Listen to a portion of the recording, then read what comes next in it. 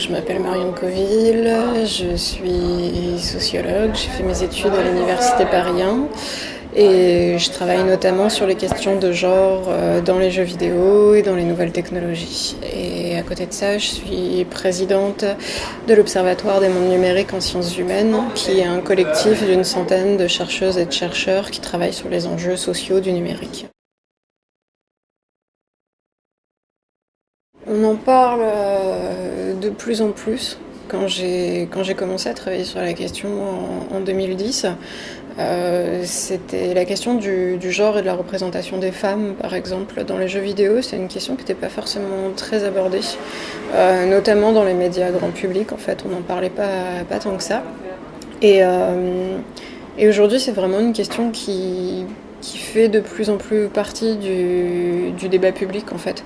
Quand un jeu sort, ça devient de plus en plus courant de parler de la manière dont sont représentées les femmes à l'intérieur, par exemple.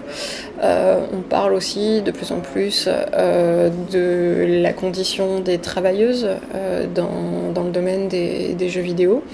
Mais c'est pas pour autant que les femmes sont apparues dans le jeu vidéo il y a quelques années. En fait, elles ont été là depuis très longtemps, mais c'est juste que ceux qui ont écrit l'histoire du jeu vidéo, ceux qui l'ont représenté dans les médias, ont eu tendance à les invisibiliser. Par exemple, Roberta Williams, qui est la cofondatrice de Sierra Online, qui est une grande conceptrice de jeux vidéo. Elle avait cofondé cette entreprise avec son mari. Et l'histoire a plutôt retenu que c'était Monsieur Williams, et parfois sa femme, qui avait produit les jeux vidéo. Donc on en parle de plus en plus, mais c'est pas pour autant que les femmes sont apparues il y a seulement quelques années. En règle générale, que ce soit même dans l'histoire de l'art, dans l'histoire des techniques, dans l'histoire de la science, dans l'histoire des jeux vidéo, c'est vrai que le rôle des femmes et de manière plus générale le rôle des personnes minoritaires, des personnes qui ne sont pas blanches, des personnes qui ne sont pas hétérosexuelles par exemple, sont généralement, leur rôle est généralement minoré, voire oublié dans les grandes histoires.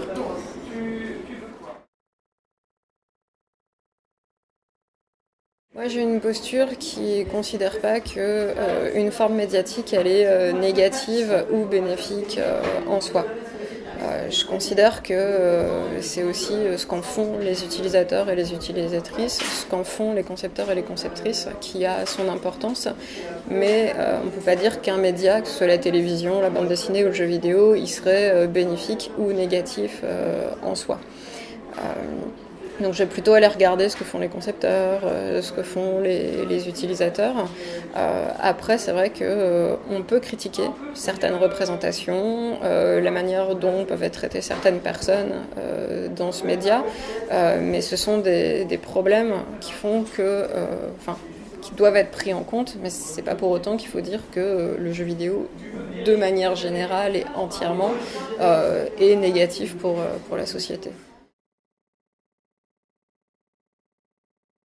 À partir de ça, il ne faut pas faire de généralité sur une forme médiatique. C'est-à-dire que ce n'est pas le jeu vidéo en lui-même qui a un problème de sexisme, c'est la société patriarcale qui a un problème de sexisme et le jeu vidéo naît dans cette société-là. Il y participe aussi, c'est-à-dire qu'il arrive dans un contexte qui est déjà sexiste, mais par certaines représentations, par certaines manières de traiter les femmes, il y contribue aussi largement et il participe à maintenir cette situation-là. Mais on ne peut pas dire que c'est lui qui fait naître le problème, ni qu'il est le seul responsable.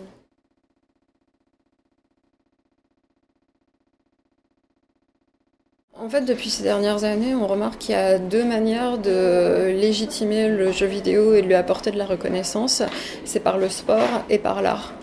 Depuis 2010, le jeu vidéo il est soutenu et reconnu comme un bien culturel, notamment par l'État français, qui le subventionne, qui le finance en le reconnaissant comme un bien culturel avec des subventions qui sont gérées par le CNC. Et depuis quelques années, on a vu que l'e-sport était reconnu comme un sport, que des joueurs et des joueuses professionnelles étaient reconnus comme des athlètes, comme des sportifs de haut niveau et professionnels.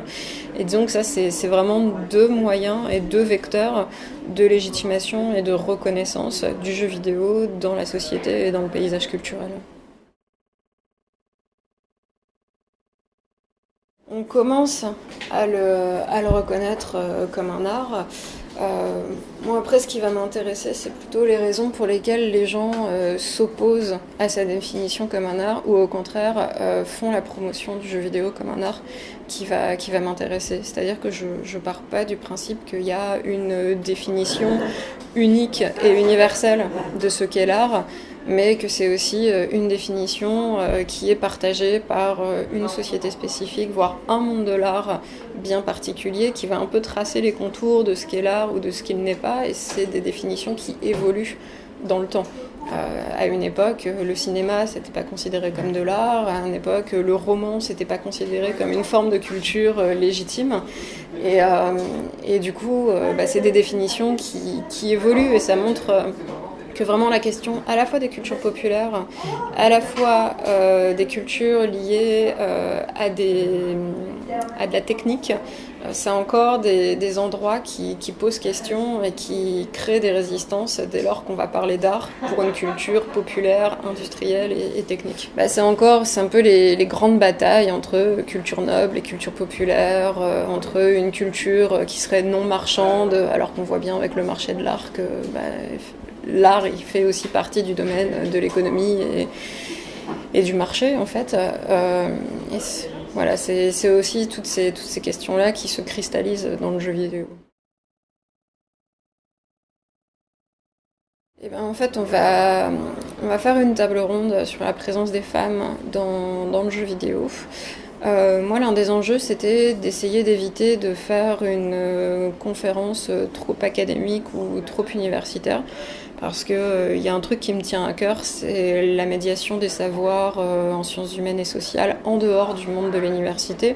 Et à mon avis, pour ça, il faut être capable aussi d'adopter d'autres manières de faire, d'autres manières de parler, d'autres formats que celui de la conférence ou du cours magistral. Donc là pour la conférence, en fait on est en train de voir si on peut inviter aussi une journaliste de jeux vidéo et une conceptrice de jeux vidéo, et essayer plutôt de faire un temps d'échange entre conceptrices, journalistes, chercheuses, de parler un petit peu de nos anecdotes, de nos trajectoires. Voilà, et essayer de voir comment est-ce qu'on peut aussi intégrer le public.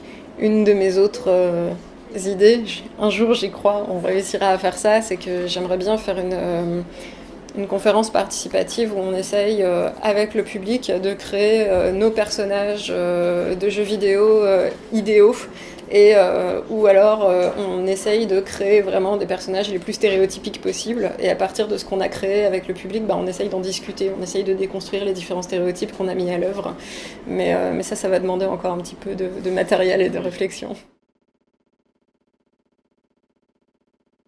Je suis encore jamais intervenue dans des établissements scolaires. Enfin, j'interviens dans les universités parce que je suis aussi enseignante, mais je suis jamais intervenue dans un lycée ou dans un collège, par exemple. Par contre, je vais faire des ateliers en dehors de la fac, qui sont plutôt des ateliers de conception de jeux vidéo, des ateliers où on joue à des jeux vidéo, mais je suis encore jamais intervenue en milieu scolaire. Moi, ça pourrait m'intéresser, encore une fois, tout ce qui peut toucher à la médiation des savoirs en dehors de l'université, et d'aller parler à d'autres populations, à d'autres tranches d'âge. Je trouve ça hyper intéressant.